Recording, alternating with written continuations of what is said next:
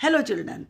In this video I am going to discuss all the NCERT question answers and exercises of the chapter How the Dog Found Himself a New Master.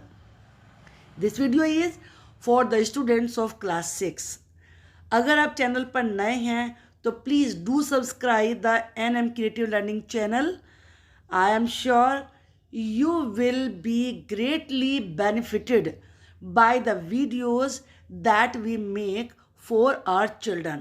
Let us start today's video. Question number 1. Why did the dog feel the need for a master? Dog को एक master की ज़रूरत क्यों feel हुई? The dog felt the need for a master because he was sick and tired of wandering about alone. Dog को एक master की ज़रूरत लगी क्योंकि वो अकेले घूमते घूमते बहुत ही ऊब गया था और बीमार हो गया था. लुकिंग फॉर फूड, खाना ढूंढ कर, एंड अफ्रेड ऑफ दोज, और उनसे डर कर, who were stronger than him, जो कि उससे ज़्यादा स्ट्रॉन्ग थे. तो इस तरीके से इसमें दो रीज़न है मेन. एक तो वो सिक था, टायर्ड था, ऊब गया था. किस चीज़ से ऊब गया था? एलोन, अकेले घूमने के कारण, और फूड ढूंढने के कारण. तीसरा था कि वो डरता था उनसे जो उससे ज़्यादा स्ट्रॉन्ग थे. Who did he first choose as his master? उसने सबसे पहले अपना मास्टर किसे चुना? Why did he leave that master? और उसने उस मास्टर को भी क्यों छोड़ दिया? लीव का मतलब होता है छोड़ना. The dog first chose a big strong and fierce wolf. Fierce का मतलब जो बहुत ही ज़्यादा डेंजरस होता है. डॉग ने सबसे पहले एक बड़े, बहुत ही स्ट्रॉन्ग और खूंखार भयानक वुल्फ को चुना अपने मास्टर के रूप में. वंस द डॉग सॉ, जब एक बार डॉग ने ये देखा, that the wolf was afraid of the bear, कि जो वुल्फ है वो बेयर से डरता है, भालू से डरता है. ही लेफ्ट द वुल्फ, उसने वुल्फ को छोड़ दिया. And asked the bear to be his master, और बेयर से, भालू से कहा कि वो उसका मालिक बने.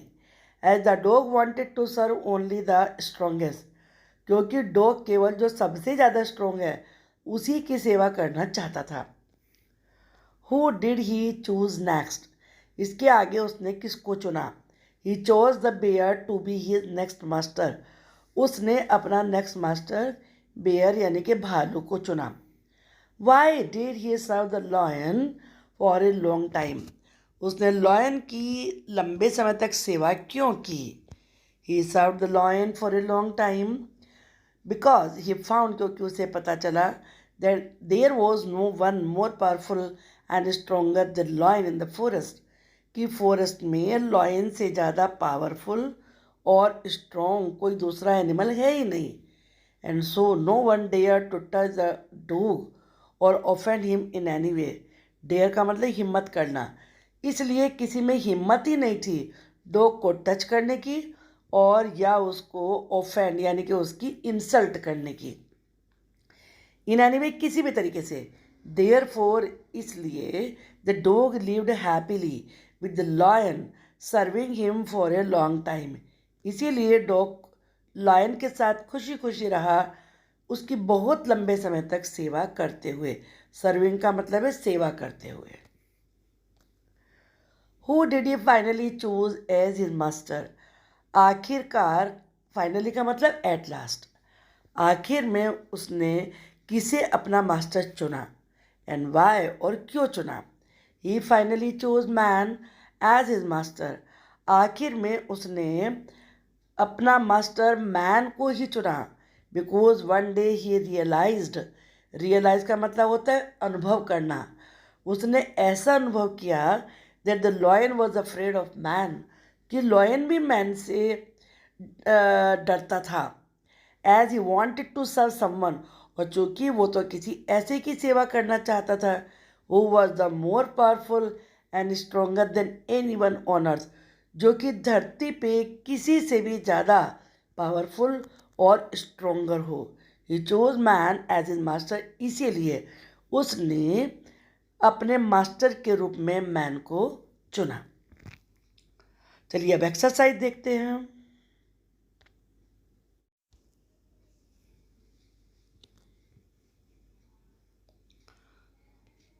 Question number B, a summary of the story is given below.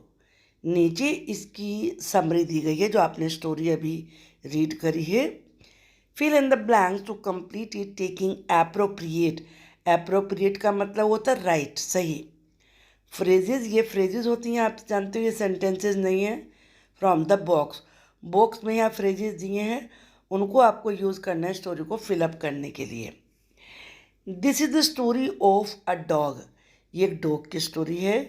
Who used to be his own master, जो कि अपना मालिक हुआ करता था, यानी कि वो पहले किसी को अपना मालिक नहीं समझता था। He decided to find a master stronger than any one else. उसने फिर डिसाइड किया कि वो ऐसा मास्टर चुनेगा जो किसी से भी ज़्यादा स्ट्रोंग हो। First he found a wolf. सबसे पहले उसे एक वुल्फ मिला। But the wolf was afraid of the beer.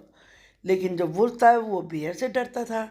The dog thought that the bear was the strongest of all.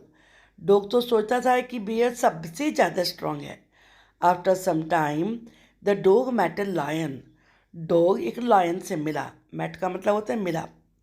Who seemed the strongest, जो कि सबसे ज़्यादा स्ट्रॉन्ग दिखता था।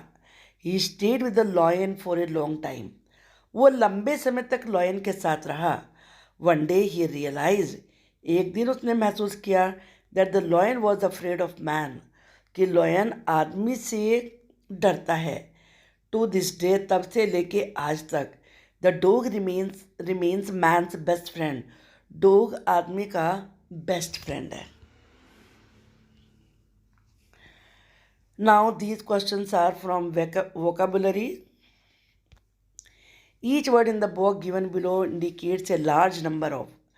इसका मतलब था बहुत सारे, यानी कि झुंड के लिए, ग्रुप के लिए यहाँ पर वर्ड्स दिए गए हैं।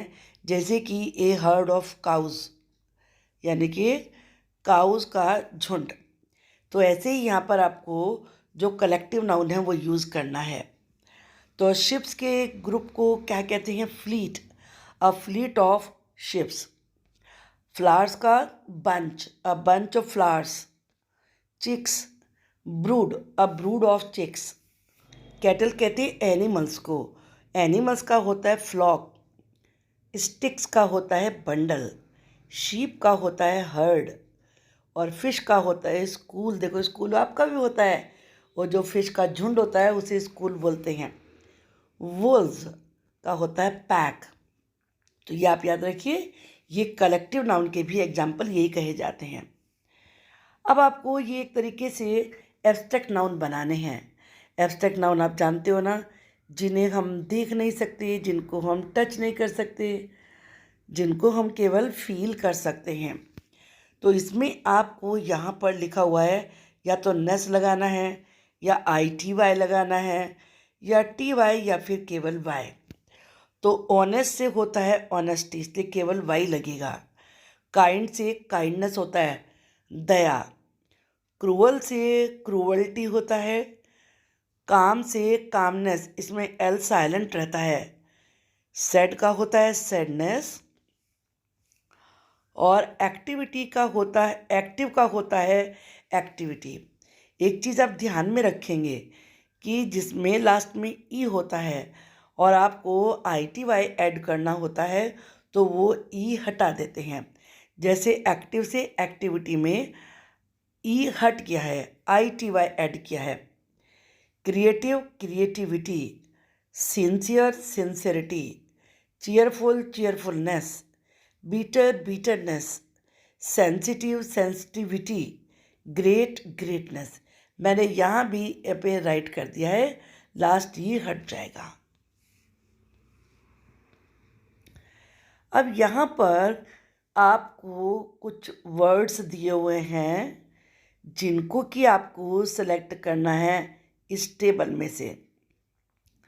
तो यहाँ आपकी हेल्प के लिए मैंने यहाँ पर ये लिखे भी हैं। टिक किया है अलग अलग कलर से किया ताकि आपको अच्छे से समझ में आ जाए। ये फर्स्ट वर्ड है हैस्टी, HASTY, और इधर ये है एंग्री, ANGRY। ये सारे एडजेक्टिव हैं। अब जानते हो हैस्टी का मतलब जो जल्दीबाजी में है, एंग्री जो गुस्से में है, और दिस वन SURPRISED,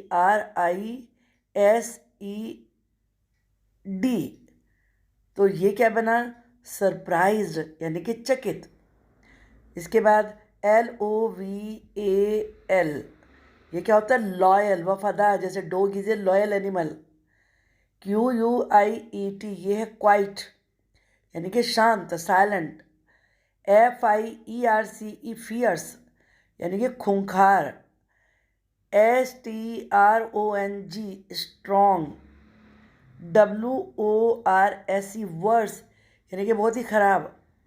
और ये है फ्राइटेंड, FRIGHTENED, फ्राइटेंड का मतलब होता है डरा हुआ।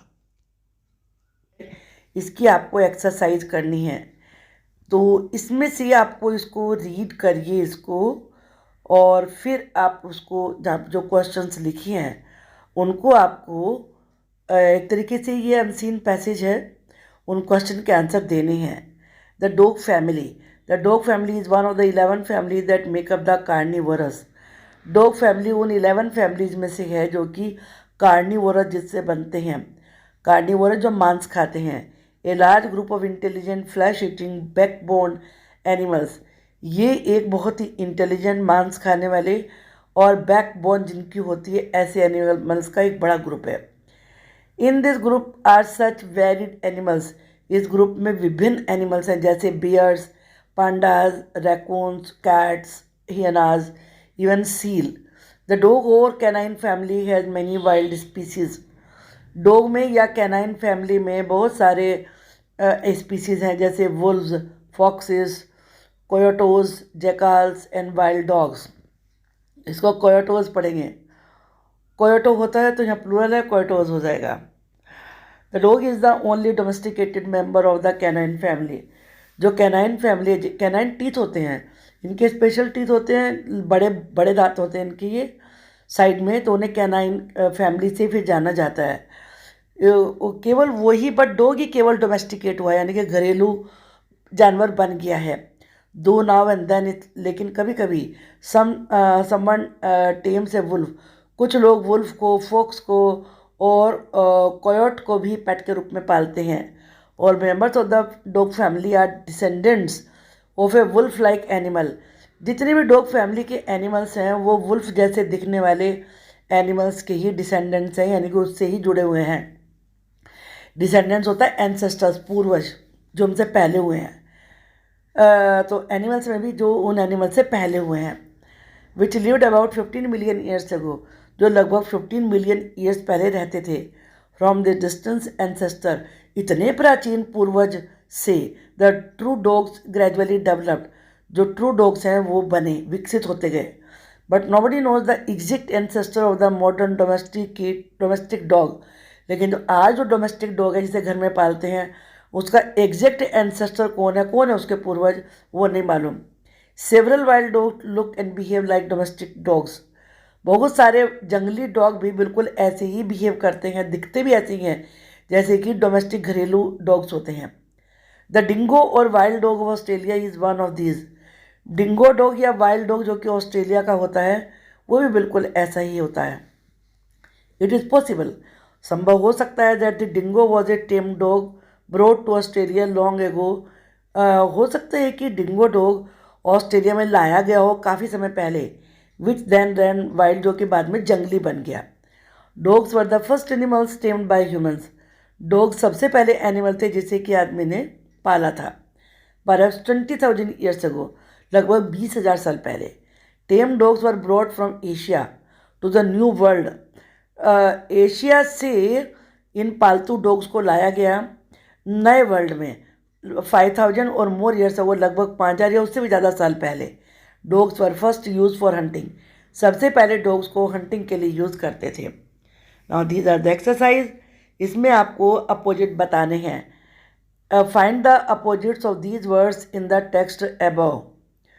तो एंसेस्टर पूर्वज और डिसेंडेंट्स कहलाते हैं जो हमारे आगे आने वाली पीढ़ियाँ होती हैं।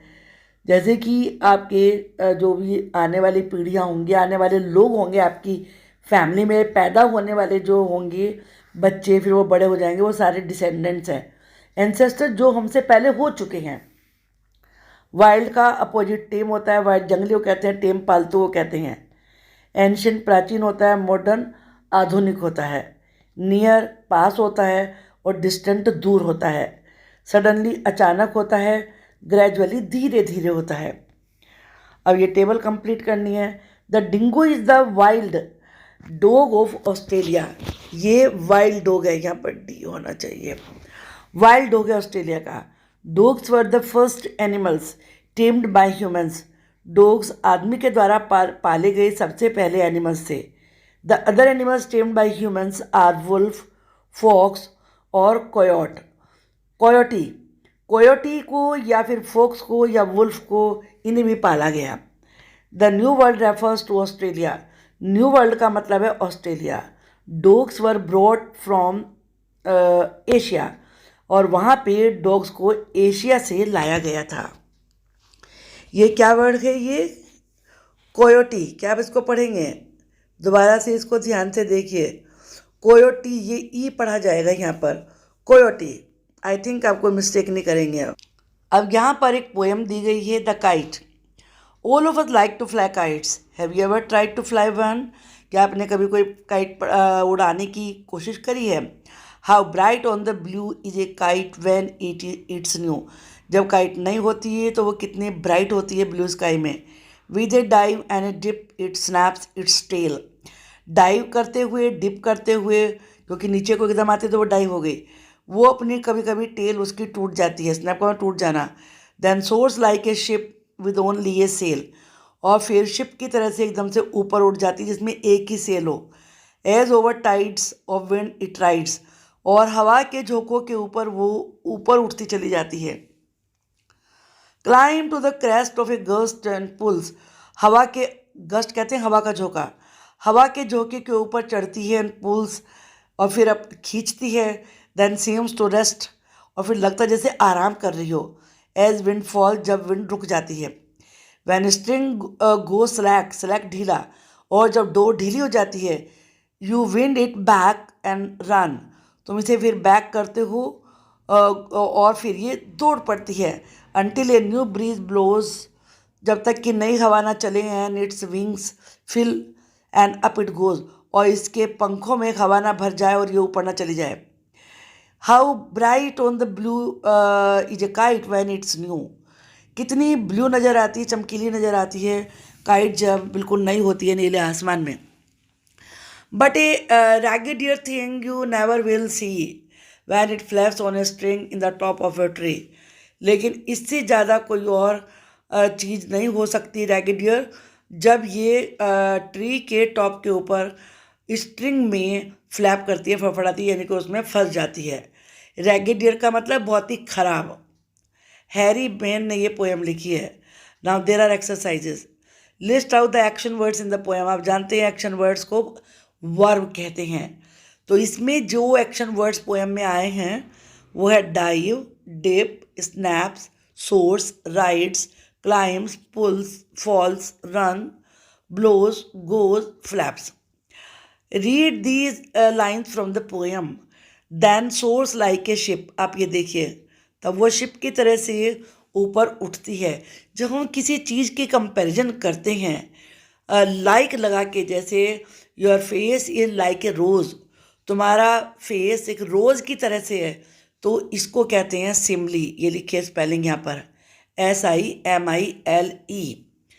तो यहाँ पर ही रन्स, वो दौड़ता है एलिफेंट की तरह से। आप कुछ भी लिख सकते थे इसमें। वो रैबिट की तरह से दौड़ता है अगर तेज़ दौड़ता है, या टोटोइस की तरह से दौड़ता है जो बहुत स्लो दौड़ता है। तो आप इसमें कोई भी कंपैरिजन लिख सकते हैं। He eats like horse, horse की तरह से खाता है, छोटे बेबी की तरह से खाता है। He eats like a small baby. She sings like a canary, like canary. Canary एक बर्ड होती है जिसे सिंगिंग बर्ड भी कहते हैं। आप कुक्कू कह सकते हैं, कोयल कह सकते हैं, वो कोयल की तरह से गाती है। इट शाइन्स लाइक डायमंड, ये डायमंड की तरह से चमकता है। इट फ्लाइज लाइक बर्ड, वो बर्ड की तरह से उड़ता है, एरोप्लेन की तरह से उड़ता है। तो आप किसी चीज़ से भी कंपेयर कर सकते हैं। आई होप कि ये लेसन आपको अच्छे से समझ में आ गया होगा।